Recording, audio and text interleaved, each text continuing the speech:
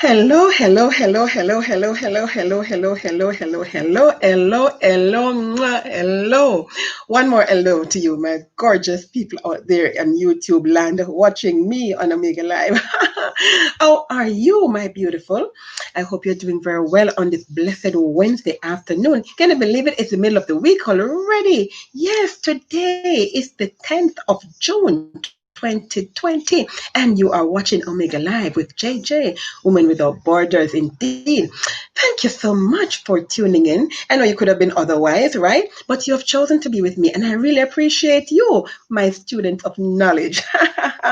Remember, you can go on Facebook and you can like, share, and comment on my program. But you can also do it right here on YouTube. You can comment, guys. If you comment while I'm here right now, live, this is live streaming, right? And if you comment right now, I can see it in real time and I can respond to you. Absolutely. Yes. So remember, guys, to like, share, and comment here, like the link by pressing doing the thumbs up. You're pressing that thumbs up. That thumbs up is that you liking my program, right?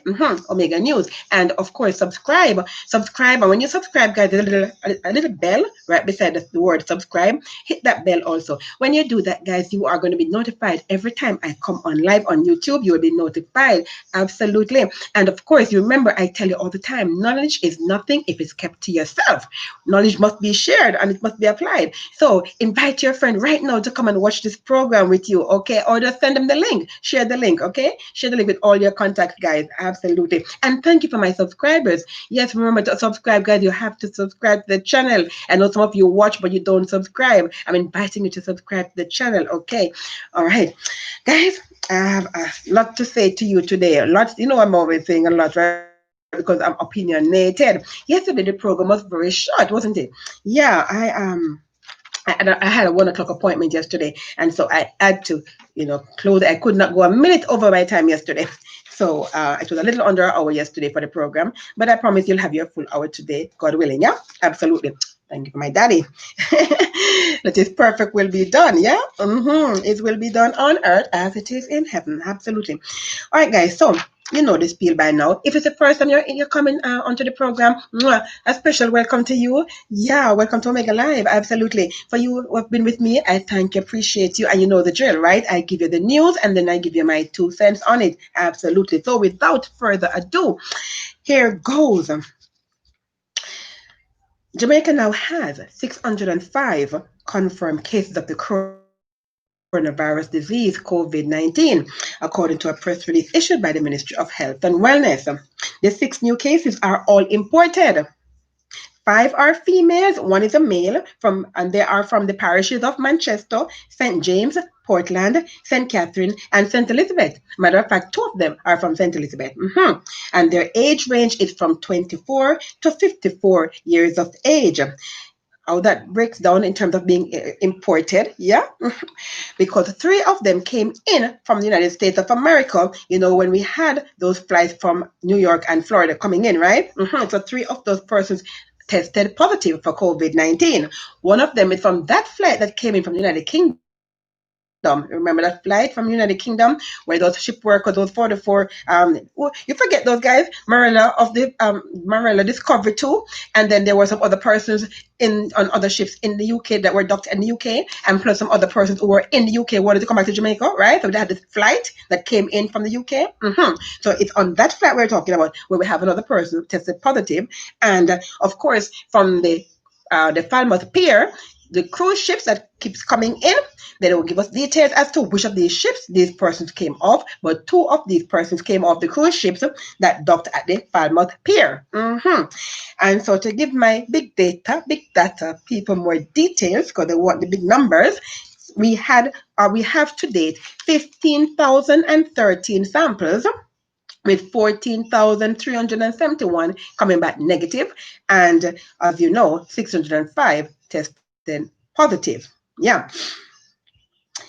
They did over the last 24 hours, not this 24 hours, because remember, we get the information. So this information is accurate as of 5 p.m. yesterday. That's how we get the information, right? So this evening I'll get some more and then I'll tell you that tomorrow and so on and so forth. So at that 24-hour period when they did the samples, they tested 211 samples. And it's out of that 211 sample tested, that they come back with those 6 imported cases, and they still have 37 pending. And I tell you to watch those pending numbers, guys, because out of those pending numbers, we get in these results, right? So they still have 37 samples that are pending. So tomorrow I'll have more information for you, whether the numbers stay the same or it goes up some more. But you see, I told you it's over the 600, now it's 605. And of course, we have, well, not of course, but we have no more recoveries since then. So we still have 405 persons recovered from the virus. Thank God we still only have the 10, but 2 are still in the hospital, guys, critically ill. There are still 2 persons who are critically ill in the hospital. And we can bet they are either the elderly or a person with underlying conditions. That's why they are critically ill. No moderately ill person in the hospital. We have 45 persons who are in government quarantine. Yeah. And guys, these people are listening to me. Did you know that they're listening to me? They know they're listening to me, right? Because now they have added to the program, to their programs, the issue, the press release, and they give it these numbers. And I keep on asking them, what about those persons, right? Because the numbers are not adding up. I hear me keep saying it, right? The numbers are not adding up. You're telling me that there are 45 persons in government quarantine. There are 181 persons in government isolation, right? And then what about all those big numbers? Where are those people? All those people who came off the ship and came off the plane. Where are they? What's going on? Are they being tested? Where are those numbers? Well, guess what? I have numbers for you today.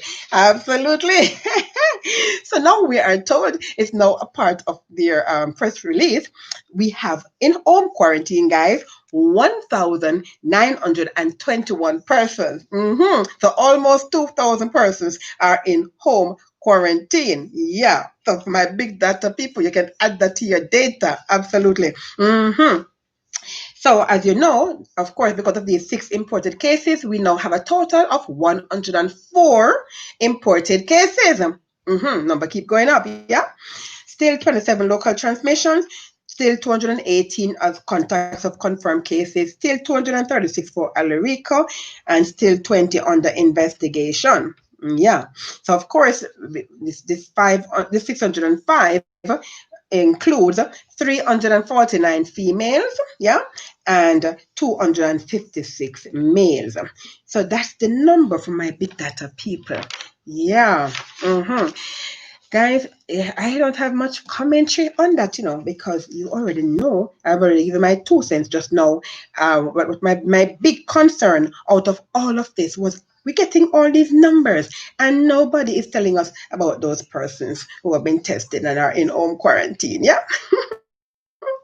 So now you have gotten that figure. So not much more to say on that. Guys, I want to get to a story that I have something to actually say about. Something how opinionated I am, right? And I have some serious opinions today because I'm listening to the news and I'm reading the papers and I'm saying, what is going on here? And I'm like, okay, it's time I make a comment on this particular story. So listen to this one, guys.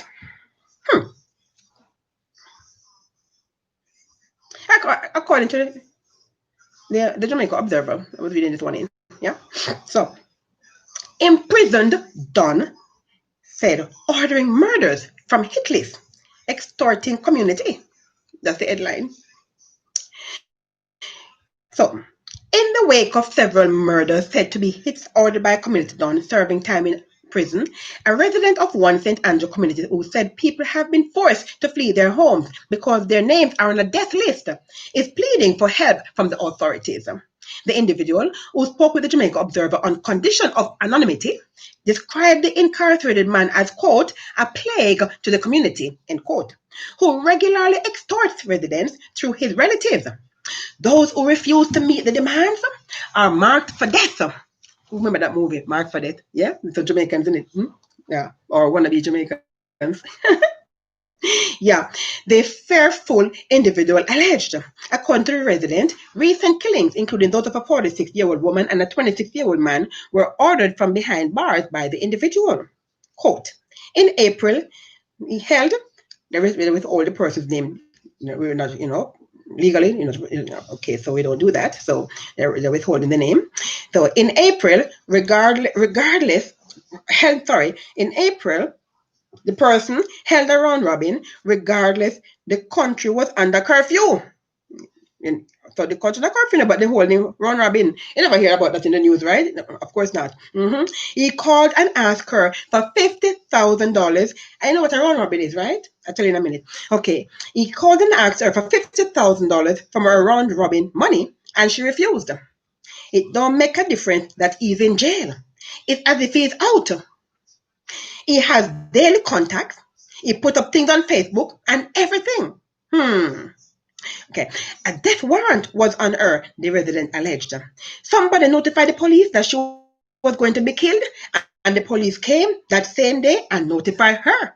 I was told they were going to do a patrol around 25 minutes to 3 before the curfew. We heard the gunshots. The individual told the observer. According to the resident, a week before the woman's murder, thugs attempted to kill a relative of the 26-year-old man but were unsuccessful. When that family fled the area, it is believed that the criminals, who later learned of his location, murdered him in a drive-by. Quote, they went down there and killed him the same way they killed the woman, gunshots to the head. We're living in the community, we're afraid. Oh, my feed is getting unstable again, Lord. I just saw him go around and I send out the hits, Thank you. I was told the police are aware of the list. I know in return people line up back a list with his family members' names, and him say, if anybody touching family members, everybody are got dead. Him is in prison, he must send out hit. The police can say he's very dangerous, but what are they doing? The individual asked. So yesterday, Deputy Commissioner of Police in charge of crime, Fitz Bailey, told the Observer that he was aware of a situation like that in a St. Andrew community, but he had no knowledge of the death list. It is something we have to investigate, he said. Bailey said he was aware that there was an incident where 2 persons were shot and killed, and there was a subsequent murder in Clarendon that may be linked. Quote, the police have taken 5 persons into custody. They were held in Manchester during a police operation, DCP Bailey disclosed. He said both police in both Manchester and Kingston were working together in relation to the murders in the St. Andrew community. However, no one has been held as yet in relation to the murder in Clarendon. But we know they are linked. We are doing our investigations, he told the Observer. Asked whether the 5 people the police have held so far might also have been responsible for the Clarendon murder, Bailey said, we don't know what we might find out from the ballistics and so on. Guys, so before I give my 2 cents, I should actually go to the next story. Yeah, I should give you the next story before I give you my 2 cents on that one. So let me go to the next story. Because kind of tiny, so let me go to the next one. All right, so the judiciary has accepted that systemic challenges within the court system could have contributed to the tragic death of Noel Chambers. Now, who needs a refresher about what Noel Chambers is? I'm sure you guys know by now. If not, go into my library and watch my previous episode where I talk about it, right? You can go into the detail section and you can see in the detail the topics that are included in that particular video, so you know which particular video to watch on whatever topic I'm speaking on, right? Or on which I speak, British or American, yeah. Okay, so let me give you the story. I think this one is from the Gleaner, yeah. So, a review by the Judiciary with the support of the Department of Correctional Services and the Office of the Director of Public Prosecutions has been launched into the cases of mental illness persons now in custody with a view to determine the way forward for these individuals. The Judiciary, my tongue ties up sometimes. Yeah, okay, so the Judiciary in a statement yesterday, acknowledged that it is clear that many institutions, including the courts, failed in their duty to safeguard Chambers' right to life, liberty, and a fair trial within a reasonable time. So I'm going to give you the full statement because it was on social media, and I managed to get a copy of it. And I downloaded a copy of it, and it was also included the full statement. So I'm going to give you the full statement that was issued by the judiciary. And you should, on social media, guys, you should see some of the comments that person gave towards this statement. Oh my God, I'm sorry. Sometimes we can be very mean, we can be very mean to people, I'm telling you. Yeah. So this is the full story, statement. The Judiciary of Jamaica is deeply saddened by the passing of Noel Chambers. We are further saddened by the fact that systemic challenges within the judiciary could have contributed to this tragedy. We express our sincere sympathies and apologize to his family, friends, community, and by extension, every Jamaican. Thank you. I accept your apology. Continuing with the statement. It is clear that many institutions, including the courts, failed in their duty to safeguard the right of Mr. Chambers to life, liberty, and a fair trial within a reasonable time before a properly constituted and impartial court. Mr. Chambers was victimized several times. The failure to have him before the courts at regular intervals resulted in him being overlooked, which ended in his death. This is not to happen again. I'm reading the statement verbatim, guys. Section 25D of the Criminal Justice Administration Act makes provision for a monthly report to be tabled with the court on persons adjudged not fit to plead and are remanded in custody, and also for a register to be kept by the court of these persons. I spoke about that before, right? Continuing. Not all information is available on the case of Mr. Chambers, but at this stage, it is reasonable to say that this did not happen. The systemic failure is compounded by the fact that in 2001, the Honorable Mr. Justice Lensley Wolf, OJ, Chief Justice, issued a practice note on March 5th, 2001, that mandated that a register be kept of persons in custody with mental illness. Guys, this was 19 years ago. The note indicated that monthly report should be made to the court. Guys, some heads have got to roll in this thing, you don't think? Some heads have got to roll, eh? Continuing, reading the statement.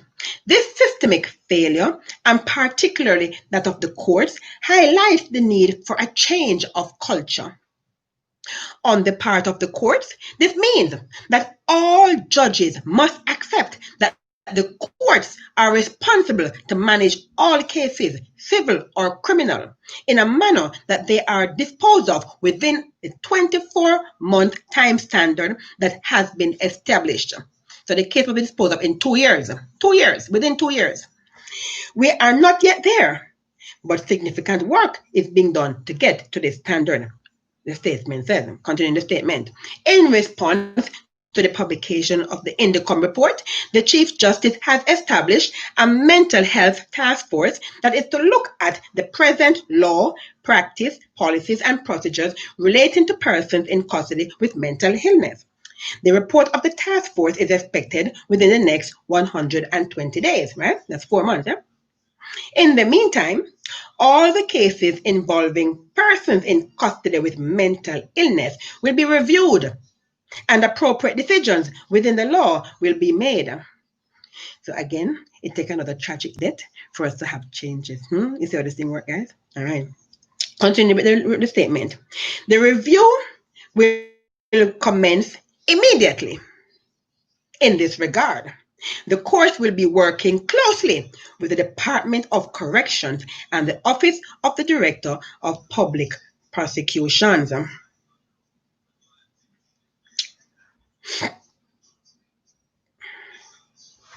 This case highlights the need for an adequate records and information management system within the courts. This is a priority area for the judiciary and was included in the strategic plan as an area in need of improvement if we are to become one of the best judiciaries in the world. The judiciary must be provided with the necessary resources to bring about the transformation that all Jamaicans wish to see.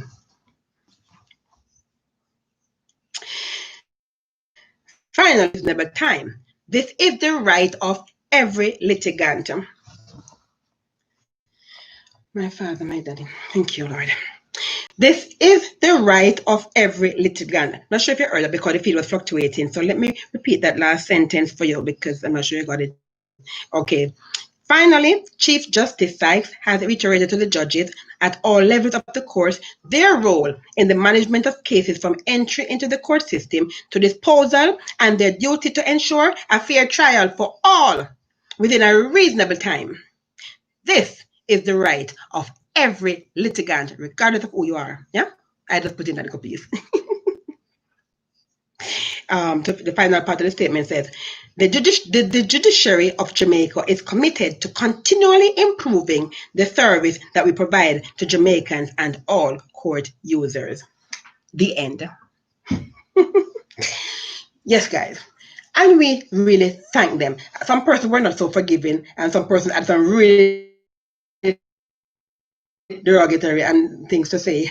But I appreciate that. I think it is commendable that they should come out with a statement like that, right? We appreciate a statement like that. And I, for one, do. But let me say my 2 cents now. Guys, all right, so paraphrase. I'm paraphrasing it in my mind. I was gonna say it a while ago. It can't come out like that at all. My aunt tell me all the time I must make sure to check my thoughts before I speak. And I really have to.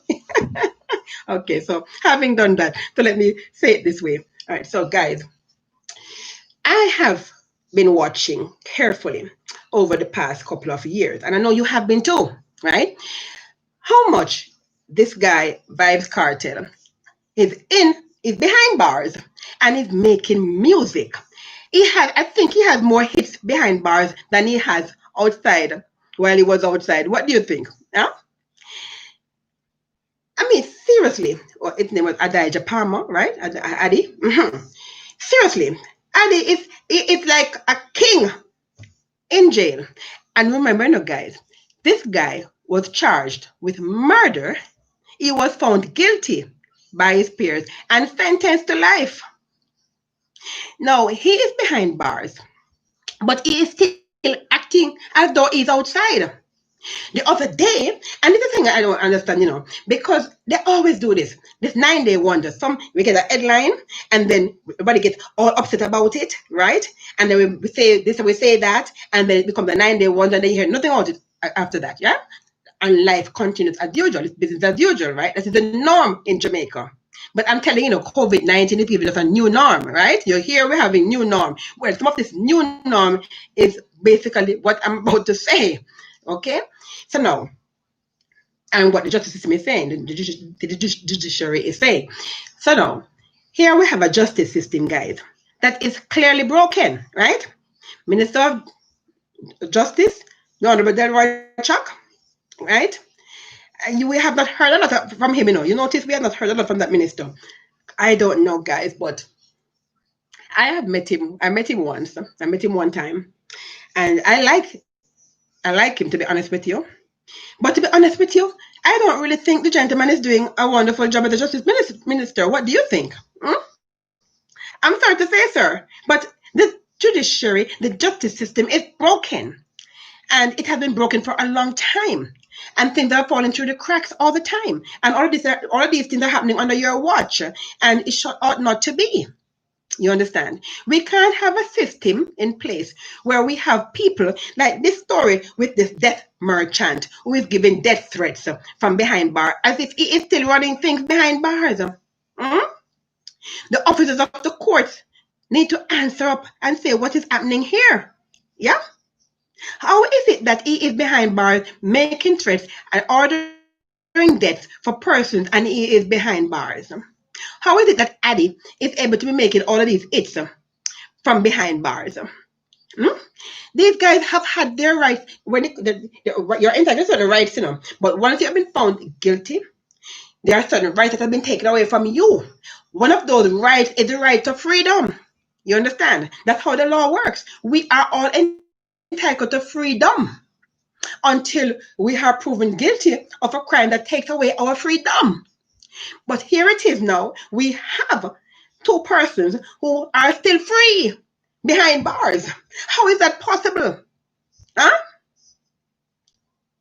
All of these, frankly speaking, the only way the system is going to work, guys, are going to change. We have to get rid of the old guard and bring in new guards. And I mean it both literally and figuratively. Yeah. You understand what I'm saying to you? Because it can't be business as usual with the justice system. It is crazy. And I'm glad for this statement that I read just now, because I believe that even though the statement was made and you know about this 9-day one, welcome back, guys. I was saying that I'm sorry that it took the life of Noel Chambers, who spent 40 years behind bars, you understand, for a crime that he might not have committed, for us to really get some kind of justice and for us to see a reformation of the justice system, you understand. But unfortunately, guys, that is what it takes, you understand. I'm hoping that Jodie and Farron, because the thing we forget, we have not forgotten Jodie and Farron. In case you think we have forgotten about her, we have not forgotten about Jodie and Farron, and our life cannot go in vain. I didn't tell you this, guy, but at the funeral service that they had, I mean, the mom spoke out, and the mom is saying that she is not going to rest until she gets justice for her daughter, and I don't blame her, because in seeking justice, that is what is probably going to help us have a reformation of the health system. Yeah. Now here we know on the subject of the justice system. You see how all the systems are broken, guys. I mean, seriously speaking, aren't you guys at some point in time you got to appreciate COVID-19, because at some point in time you recognize, had it not been for COVID-19, some of these things would not come to light. You understand? Now here it is, guys, that thanks to Indicom brought forward an observation that they made. They did an investigation because things were not adding up. And by checking, they do the check. This is why you need checks and balances to be done, guys. You do checks and balances because the things don't add up sometimes. And you say, wait, hold on a minute here. This don't add up, man. Like, for example, that story with regard to the who turned on the prison deal. Yeah. Stories that adding up. You hear one person blaming the other person. Now we're having a he said, she said as to who is right and who is wrong. And then you hear the British High Commissioner, what he said. I gave that to you yesterday, right? So you find, guys, that you have to have checks and balances. You understand? That's why we need institutions like that, the Integrity Commission, you understand, to investigate these things. Speaking of Integrity Commission, I'm going to get to that story in a minute about that sentence being mayor. But I'll get to that story in a second. Let me finish with this 2 cents, guys. So, as I was saying, so now here it is that we have a situation where this death merchant is staying behind bars and he is making death threats, and we have persons being killed on his order while he is behind bars. That ought not to be. And we want to see an overall of the justice system where if people are sentenced and they are behind bars, they must serve their sentence as according to the law. It can't be a situation where money exchange hands, and we know that is what is happening in some of these cases because some of these guys have money. And so part of the problem we have, I'm not condoning it, but I'm saying if you were paying these public servants correctly, what they're supposed to be paid, then some of them would not have had to resort to having to take money on the table. Because that's what happens sometimes, that these people are taking money on the table because they don't get enough money. You understand it? They're not being paid well. And if you don't pay your staff well, they will steal from you. Not condoning it, give you an explanation. You understand? That's just the way it is. So part of reformation of the justice system must be wherein you look at the salary package that you're giving your staff and you up that package. There must be a salary increase, right? And you must also change the old guards. Because if you try to change the system, you ever hear them say, you can't teach old dog new tricks? There's a reason for that saying. You understand? So some of these persons have got to go. Part of the problem we're having, guys, I hear people keep on talking about the malaise of our young people. But you know why our young people are so apathetic? Because of us. Because we dinosaurs, we sit and refuse to budge on these old policies and principles and way of life and way of doing things. And then these young people, they come in bright-eyed and bushy-tailed, ready to change the world. And then, bam, they hit up on a roadblock. You understand? Which is us. And because they do not have the the experience. You understand? And they're young, so they don't know how to navigate these walls that we erect. They just get frustrated and they give up, and then they take the path of least resistance, which already leads to what? Crime and violence. Yeah, come on, guys, wake up, man, wake up. Yeah, it's full time. We get wake up. All right, guys. So let me just go straight now into this other one that I want to get at. Mayor of St. Anne's Bay, that's Michael Belnavis. He is labeling his detractors as bad mind. The people in bad mind him. You're too bad mind. He is labeling detractors as bad mind, who have mounted a withering campaign against him since the news broke of the reported $46 million COVID expenditure on sanitizing the town of Ocherius. Remember that story, guys? I did not give you that story, but most of you have heard the story. Okay, and I'll give some more details in a minute of this. That it cost $46 million to sanitize Ocherius. A sanitizing station, cleaning, and whatever. I get to that. So he says, so basically, the news broke about the $46 million that was spent to sanitize Ocherius, and also $80,000 that was paid to install a charging port for his Porsche motor car. So at the municipal office, it's not there anymore. I'm going to give you the story in a second. But at the municipal office, there was a charging port installed so that his hybrid Porsche could be charged. All right. At a press conference at the mayor's office on Tuesday, Belnavis hit out at opposition spokesman on local government and community development, Natalie Neto, charging that she was ignorant of municipal legislation. The embattled Ocherius Division Councillor and chairman of the St. Anne Municipal Corporation had threatened legal action, claiming he was libeled by Nita's utterances. Belnavis tried to distance himself from the multi-million-dollar controversy, claiming that he was not part of the procurement process and had no details on the matter. But he said that since controversy erupted over the project bill, he and the chief executive officer of the corporation, Rovel Morris, decided to withhold payment for the project until the matter is fully investigated. So you're not going to pay the people in their money now. Morris is reportedly on leave after appearing at a parliamentary committee last week to answer questions relating to the two issues. Belnavis made it clear yesterday that he believed that there were sinister motives at play behind the public backlash. I believe there's a little bad mind here. I'm quoting him.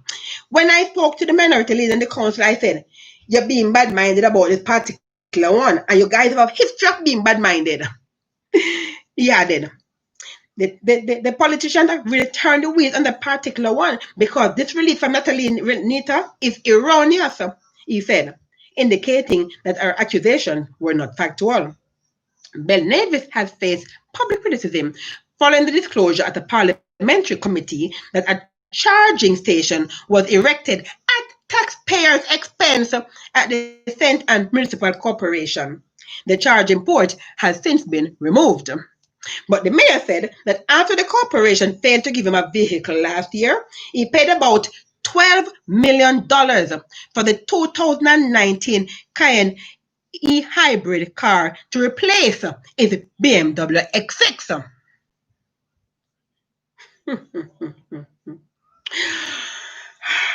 There is nothing illegal about it, he says. And I believe that I was doing something to essentially make the efficiencies of that particular situation. But social media has taken on the other side of the story, Belnavis said yesterday. However, he conceded that his action was immoral. Pressed by journalists about the reported spend on sanitization works throughout the St. Anne capital, Belnavis was unable to provide answers to questions posed by the reporters. I don't know the details, he said, directing reporters to check with the municipal corporation's procurement department. The $46 million, I'm quoting him, the $46 million was sent down from TEF. The TEF, right? That is the Tourism Enhancement Fund. That's what he's saying. And once they sent it down, I was so happy, I jumped the gun. I wanted to make sure that Orchard was safe. End quote. Belnavis reluctantly conceded that the reported expenditure may have seemed high, but argued that the scale of the project was expansive. Hear him now. There were 10 or 12 areas, including the pier, the market, the shopping center, the main street, the park, the centers, all over. Fisherman's Beach, fisherman's areas, and other areas were done. It is now up to the various agencies that are there, the audit department, and so on, to tell you if value for money was there, he said. Belnavis said that he would await the result of a probe. Let the investigation take its course, he says, and let the chips fall where they may. I don't want to be seen as tampering with the process. Mm-hmm. So, Lauren, you're taking a moral high ground now, right? Well, I do like the fact that he conceded that what he did was immoral. It's not illegal. You see, it's a problem we have in the country now, guys. Again, you go back to what I was talking about earlier on. Many of the things that people do, some of the things that they do are not necessarily illegal. And this is why it goes to show, again, guys, it's never always about legality. And this is why you have to be careful of the laws that are passed, and you have to hold your representatives accountable when they go into parliament to pass laws. You understand? Because the thing could be legal, but it is immoral. You understand? And morality does play a great part, or it should, in our fabric, our consciousness. Yeah, it should. We should take into account morality as a part of our society, our norms. You understand? Our values. It should shape, how we interact with each other. Yeah. So here is a case, guys, where this male, right, has exchanged his BMW. So apparently the BMW was, yesterday, and he needed something today. He had to be with it.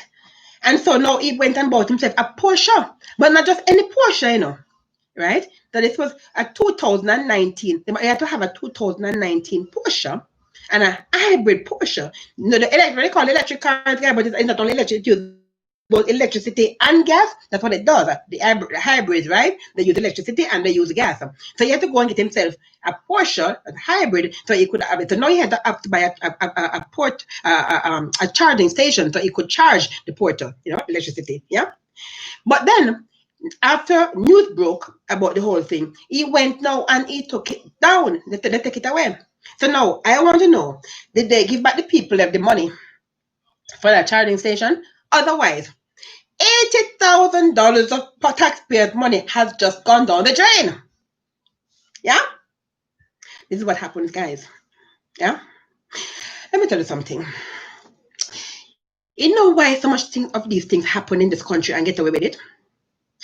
Because of the fact that we don't do anything, we just sit down and let these things happen. Yeah? I can tell you this. I must tell you this. I was born. I recognize now I was born for this. What I'm doing, I was born for this, all these years to prepare me for this. I tell you why. In primary school, I was the advocate for my cohorts. I used to get beaten in primary school because I was the one who would raise my hand, and I would be the one to hear the grouses of my fellow classmates. Yeah, while they did not, and I would have to take the beating for it. Yeah. In high school, I didn't do that because I was going through so much of personal issues. I was having so much personal issues during high school. I did not have any time to be advocate for anyone. However, when I also went to Stony Hill Heart Academy, and when I went there, again, I had to be the advocate for my classmates, for my schoolmates. And as an adult, I find the same thing happening and happening again, over and over again. I'm in groups, guys, and I'm expressing myself and giving my opinion on issues that I think affects us. And I do not get the kind of support that I would have gotten, right? I'm on Twitter and I'm tweeting. And I see things are happening and I'm tweeting. And you can count the positive response that I get for them. However, in my direct messages, whether it's in a group or it's on Twitter or social media, in my direct message, I get all these comments from persons who are always telling me how much they appreciate what I'm saying or what I said. Yeah? They do it behind the scenes, but then no one will come up forward and say it, that everybody can see that they are, that this is their stance on a particular matter. Guys, I have been taught from an early age, if you stand for nothing, you will fall for anything. You understand? You have to take a stand. A chain is only as strong as its weakest link, and one hand can't clap. This is the reason we have martyrs and heroes. You understand? Because people refuse. Notice it, the one person who's voicing, you're hearing this voice, and that person is killed. You understand? And the person is either a martyr or a hero. Because the majority of persons keep their mouth shut, refuse to speak out on issues, and the few people who do end up becoming martyrs and heroes. Well, I'm neither martyr or a hero, but I'm ready to die. If you think you want to kill me for my views, you understand? Because I am quite aware that death is just a transition from this life to the next. So I'm not afraid of death. I'm not afraid of dying. And so I will say my 2 cents. Because if you're not doing what you're supposed to do, then I'm going to call you out on it. You understand?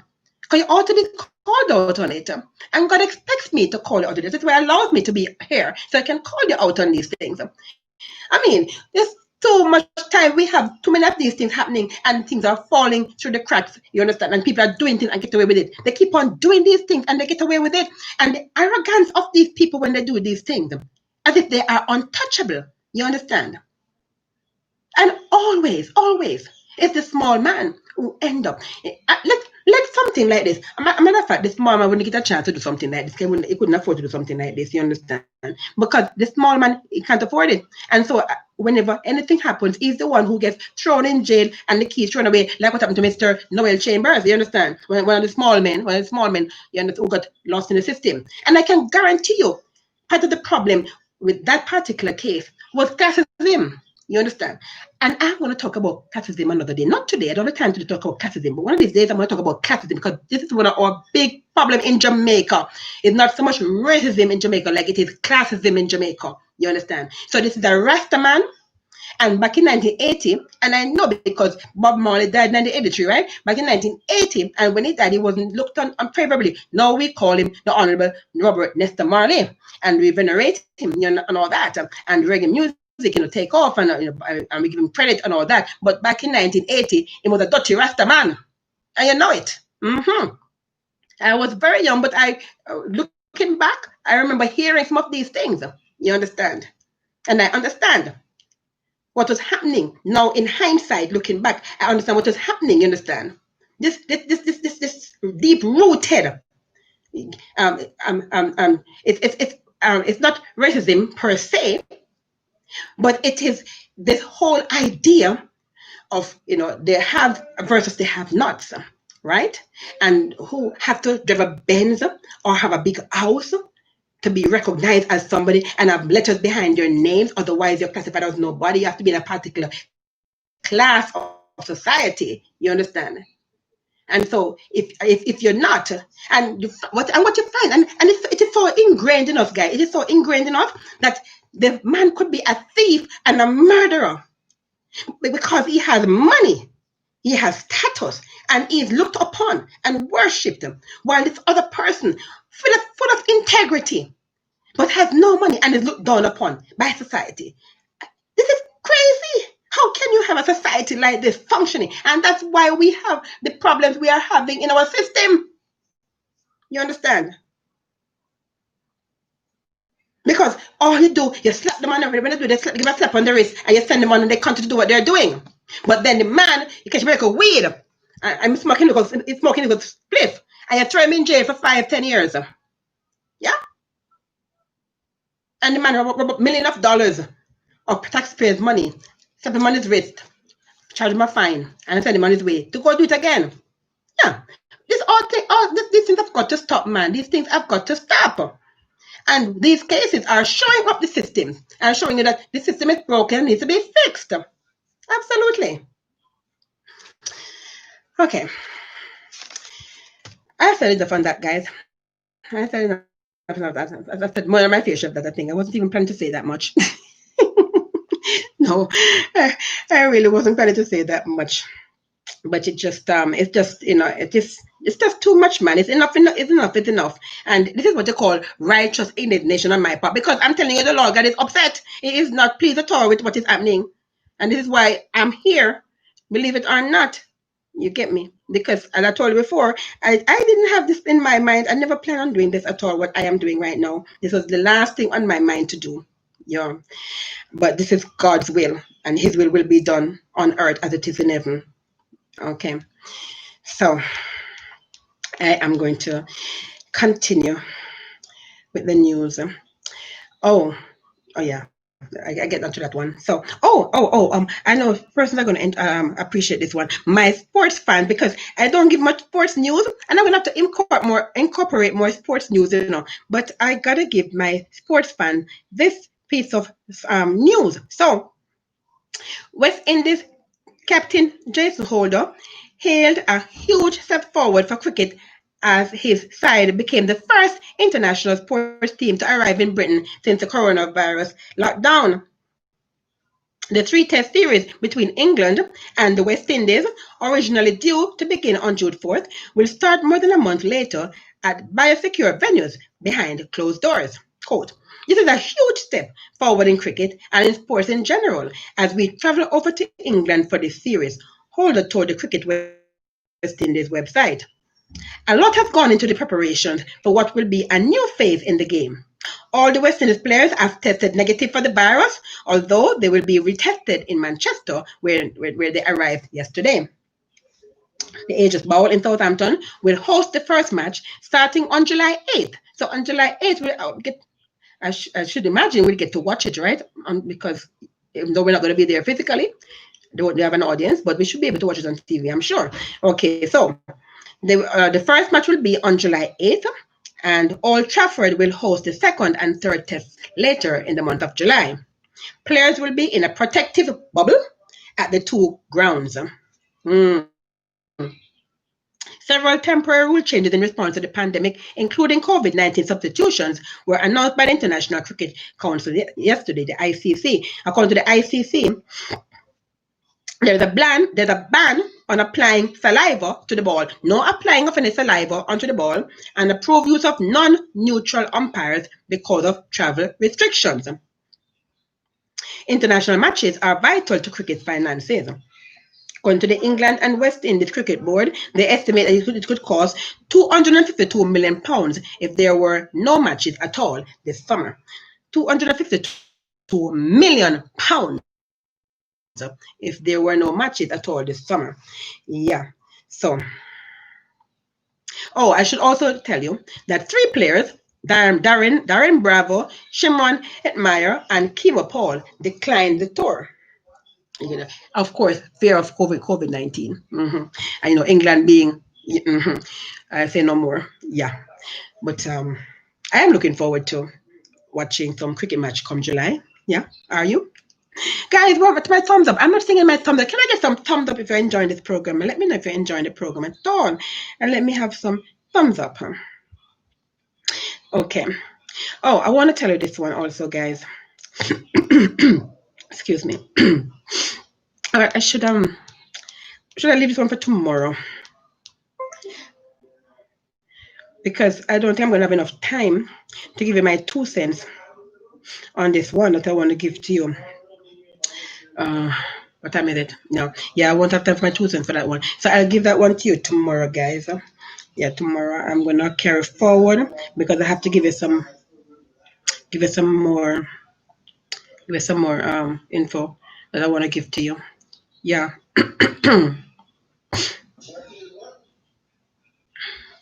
I should also tell you, though, that the the Minister of Labour and Social Security and Member of Parliament for North East St. Anne, the Honourable Shahine Robinson. She died on May 29th, right? After battling cancer for 2 years. I gave you that story. Go back into my library, guys, and go and watch that previous episode. Well, she has been accorded an official funeral by the government. In addition, the cabinet have also approved a week of mourning. And of course, it starts from today. So effective today, June 10th, guys, until next week, Tuesday, June 16th. It's this entire week. It's going to be a week of an official week of mourning for the Honorable Shahine Robinson. They have not yet set the funeral date. It has not been set as yet, but of course that information, as soon as I have it, guys, you will have it. Yeah. Again, condolences and prayers to the family and friends of the Honorable Minister Shahine Robinson. May her soul rest in peace. Okay. All right, guys. I gotta get you to get to international news for you and give you this international news that I want to give to you. Okay, so where is it? One second. Excuse me.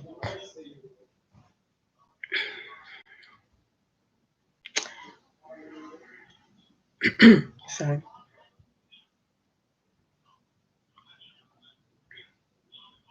Oh yeah. Okay. Oh yeah. Oh, this one I gotta give you this one. I get to the other one. Yeah. So this one, guys, Merriam Dictionary. Everybody know the Merriam Dictionary, right? The Merriam Dictionary. It's the American Reference Dictionary. The American Dictionary, not the British Dictionary, the American Dictionary. The Merriam-Webster. Yeah.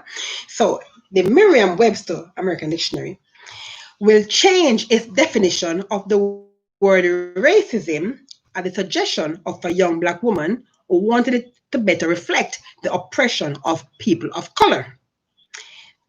Her name is Kennedy Mitchum. Kennedy Mitchum, a recent graduate of Drake University in Iowa, contacted Merriam-Webster, which has published its dictionaries since 1847, over 100 years, right? 1847.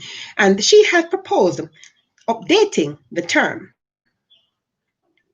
Quoting her, I basically told them that they need to include that there's a systematic oppression upon a group of people, she told CBS. It's not just, oh, I don't like somebody.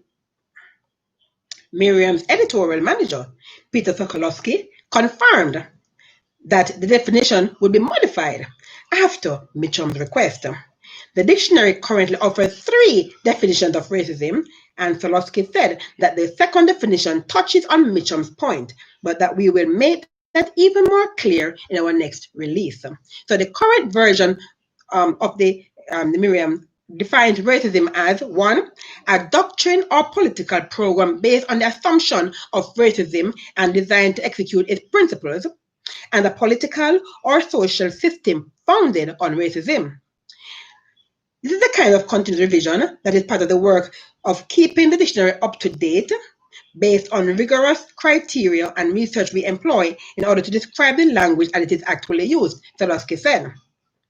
One of the dictionary editors told Mitchum that the definition of the other words related to racism or have racial connotations would also be updated without specifying which ones in particular. We apologize for the harm and offense we have caused in failing to address this issue sooner, the editor wrote.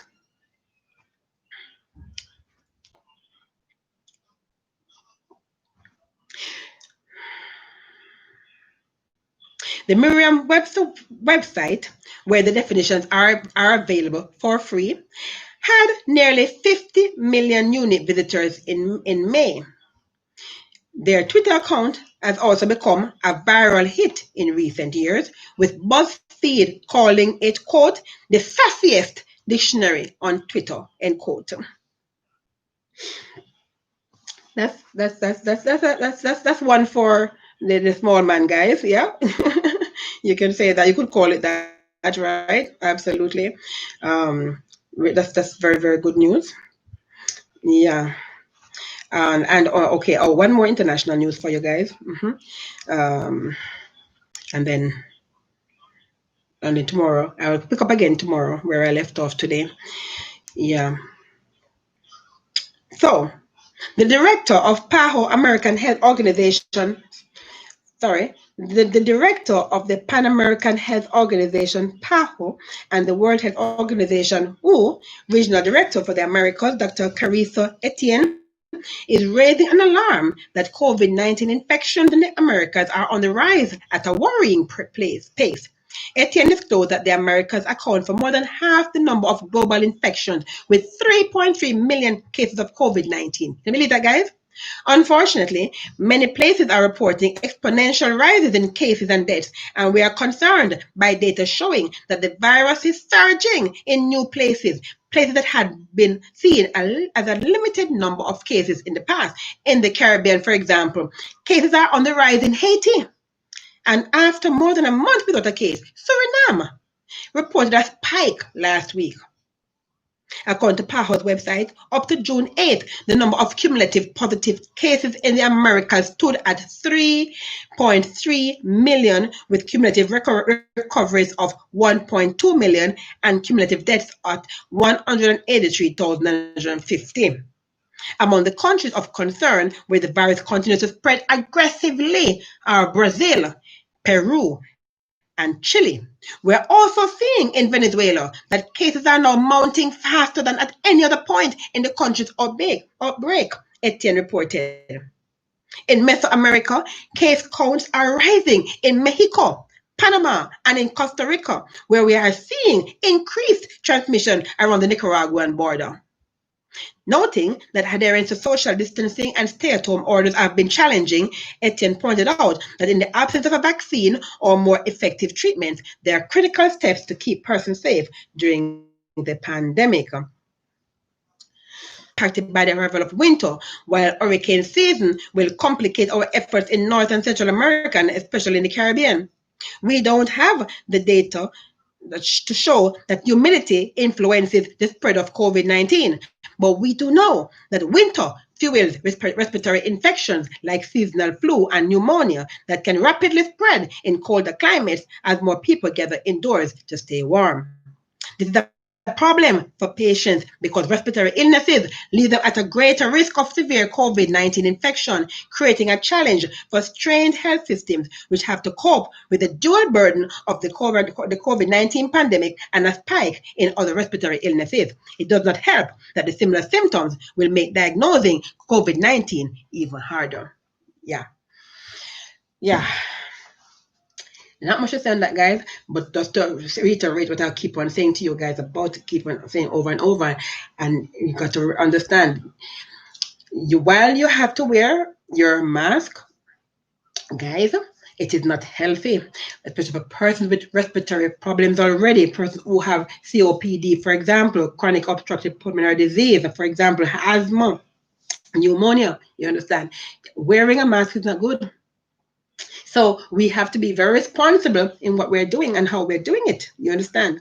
And here you heard that news about the rise of the COVID-19 cases in the Caribbean. And you heard that it was said by the Prime Minister that countries in a travel bubble.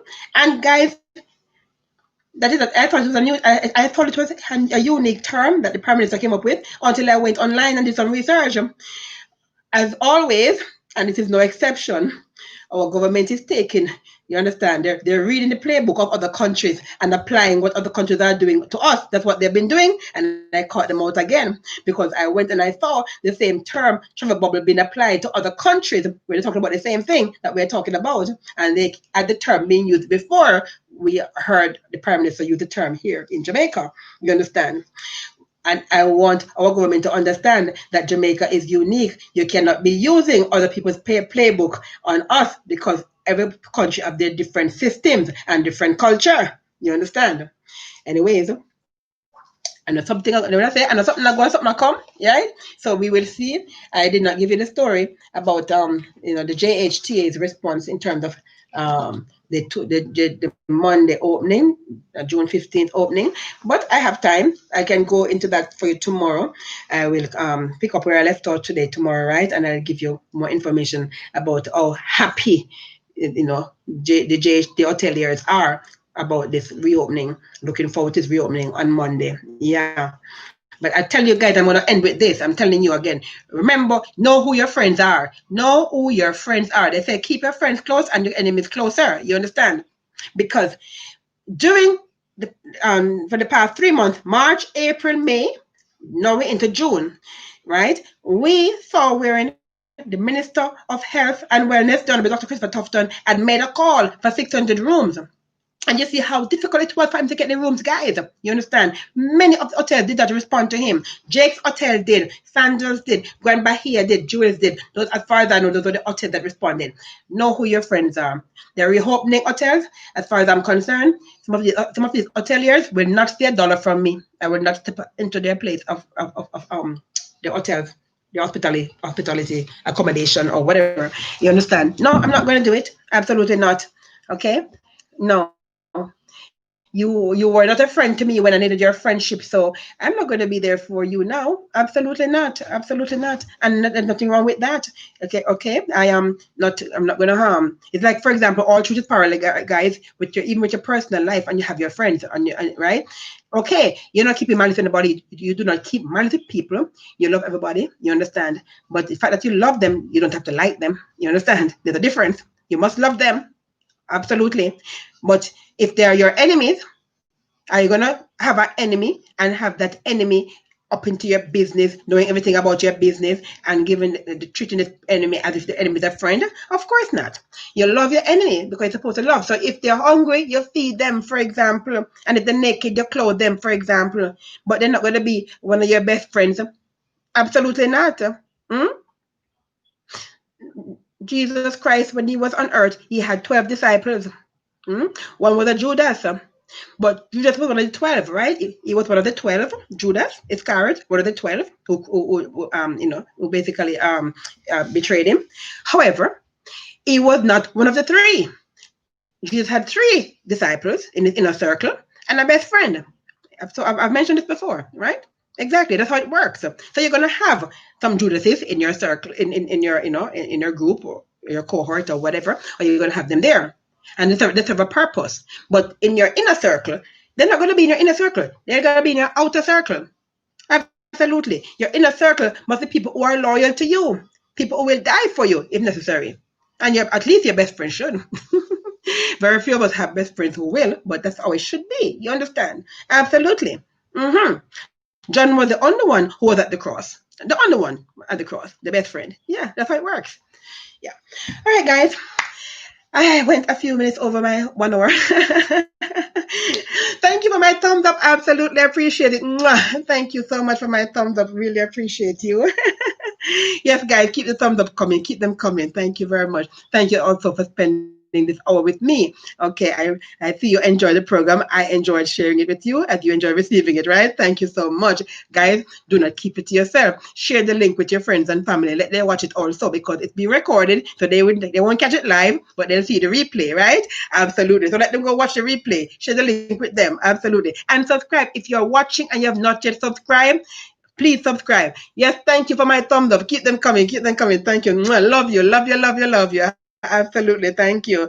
Yes, absolutely. And remember, guys, subscribe. If you have not yet subscribed, subscribe to the channel. Absolutely. Subscribe to the channel. And I will see you tomorrow at noon, God willing, for another episode of Omega Live with JJ, Woman Without Borders. So until then, my beautiful, stay blessed and be a blessing. Love you.